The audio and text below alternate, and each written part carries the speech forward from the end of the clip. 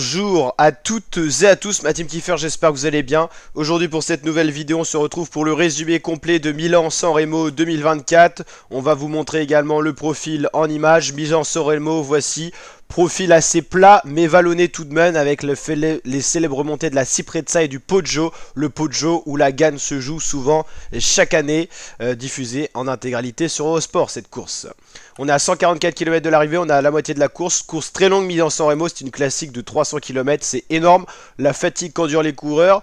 Il y a beaucoup de prétendants à la victoire. On peut parler de Mats Pedersen, de Tadej Pogacar, de Mathieu Van Der Poel, Christophe Laporte, Olaf Koensch. Enfin, il y a vraiment une start list exceptionnelle, une start list mondiale.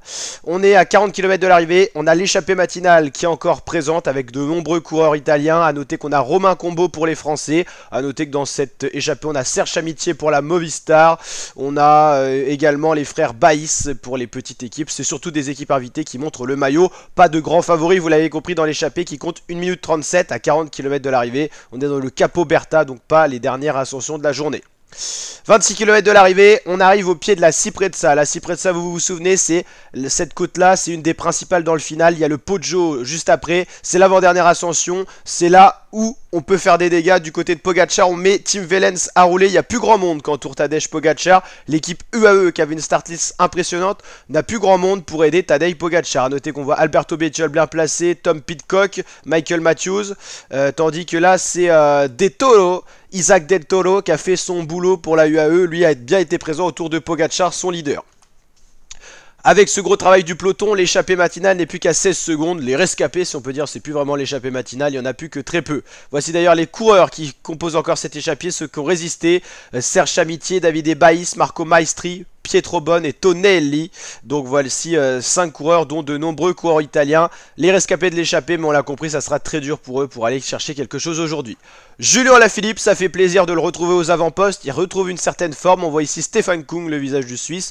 Mathieu Van Der Poel avec son maillot de champion du monde. Tadej Pogacar dans la route, son équipier qui roule. Encore beaucoup de monde dans cette avant-dernière ascension de la journée. Gros boulot pour essayer de faire un certain écrémage. On est quasiment à la fin de la Ciprezza. Ça bascule dans la descente. C'est les Lidl Trek qui font la descente à fond. Mathieu Van Der Poel bien passé. Pogacar également. On a encore à 6 secondes quelques échappés. Les rescapés, les voici, sont plus que 3. Samitié et puis 2 Italiens. Attention parce que la descente est risquée. C'est justement Serge Amitié qui va partir à la faute. Grosse chute.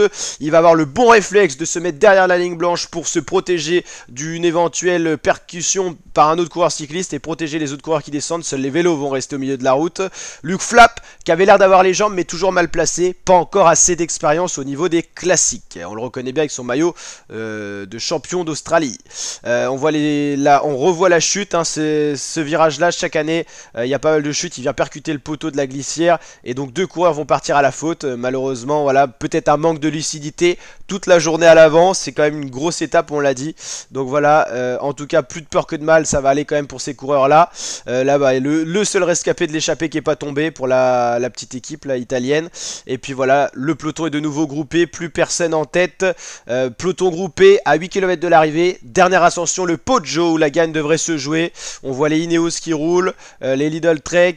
Donc là c'est à nouveau un tempo envoyé par Tim Wellens. Ça fait déjà longtemps qu'il roule, il doit être épuisé. UAE, on voit donc Wellens, Pogacar, Van Der Poel, Alberto Bettiol qui vient de gagner Milan-Turin il n'y a pas longtemps, Tom Pidcock et on voit Binyam Girmay, l'Érythréen, juste un peu derrière pour l'Intermarché. Julien Alaphilippe est toujours dans ce groupe là mais un peu plus loin derrière. Bouche grand ouvert, c'est Tim Wellens qui fait un train d'enfer et c'est Tadej Pogacar qui passe à l'attaque. Pogacar suivi directement de Van Der Poel, Bettiol, Pidcock. Tout le monde arrive à suivre à peu près l'accélération de Pogacar qui ne fait pas la différence. Il va regarder un petit peu ce qui se passe. Van Der Poel toujours dans la rue, Bettiol pour aller Education First, Pidcock, un peu plus loin Mats Pedersen. On a encore d'autres coureurs qui s'accrochent, une dizaine de coureurs qui vont pouvoir jouer la gagne, ça se regarde en plus. On est à 500 mètres du haut du Poggio, encore beaucoup de coureurs.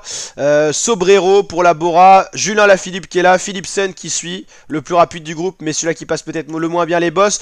Pogacar décide de mettre une deuxième attaque. Pogacar est parti et Van Der Poel va partir à la chasse de Pogacar. Ça va revenir pour Mathieu Van Der Poel et la descente est faite à fond. On a un duo Tadej Pogacar, Mathieu Van Der Poel, le duel tant attendu. Mathieu Van Der Poel qui avait gagné cette course l'an dernier, qui a gagné depuis le championnat du monde. Ça se regroupe, Pidcock qui a fait la descente à fond pour revenir. On a un trio Pogacar, Van Der Poel, Pidcock, mais ça va revenir derrière. Sobrero qui va regarder un petit peu ce qui se passe, Mohoric qui est là, Sobrero qui va décider d'attaquer quand tout le monde se regarde. On a 1 km de l'arrivée, c'est bientôt la fin. Pidcock qui décide de suivre également. Et derrière, on a Mathieu Van Der Poel quand même pour certainement Jasper Philipsen.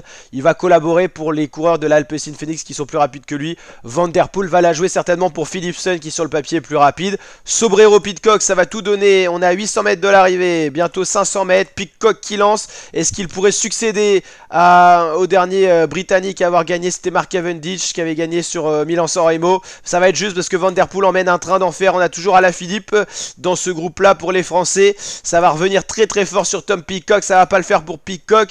Pedersen qui va se faire emmener. Mats Pedersen, ça va être un gros sprint. On annonce que Julien Alaphilippe aura une crevaison, donc il va pas pouvoir jouer la gagne malheureusement. Ça va être serré entre Philipsen, Pedersen et Michael Matthews. Pogacar qui revient, ça va être Philipsen ou Michael Matthews, c'est très serré. Ça va se jouer au jeté de vélo. En tout cas, belle arrivée. Philipsen qui ne sait pas encore s'il a gagné ou pas. Et finalement, c'est Jasper Philipsen qui s'impose sur Milan-San Remo 2024. Pour un rien, pour un boyau sur Michael Matthews.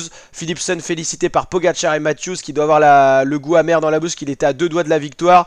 En tout cas, c'est Jasper Philipsen qui remporte cette course juste devant Michael Matthews. Pogacar fait 3, premier podium pour lui pour Milan-San Remo. Pedersen fait 4, Bettiol fait 5, Mohoric 6, Van Riel, Stuyven, Alaphilippe 9ème tout de même et Mathieu Van Der Poel 10ème. Mais vous l'avez compris, Van Der Poel a roulé pour Philipsen parce qu'ils sont dans la même équipe. Là, je peux signe de Sunnings. Et c'est la victoire collective aujourd'hui par rapport à la victoire individuelle. Donc voilà, un Français dans le top 10, ça fait plaisir parce que les Français sont pas à la fête en ce début de saison, notamment sur les classiques. Milan-Turin, on n'avait pas un Français dans le top 10. Et malheureusement, Christophe Laporte qui a subi des soucis mécaniques aujourd'hui, donc qui n'a pas pu jouer, la gagne. En tout cas, voilà, victoire de Philipsen devant Matthews et Pogacar. Milan-San Remo qui lance vraiment le mois des classiques mars-avril, enfin les 2 mois des grosses classiques. Donc en tout cas c'était un plaisir de suivre ça en votre compagnie. N'hésitez pas à liker la vidéo si ce résumé vous a plu, le petit pouce bleu des familles, à vous abonner, activer la cloche pour suivre toutes les présentations des classiques et les résumés également comme cette vidéo là. Et je vous dis à très bientôt ma team pour de prochaines vidéos. Ciao ciao.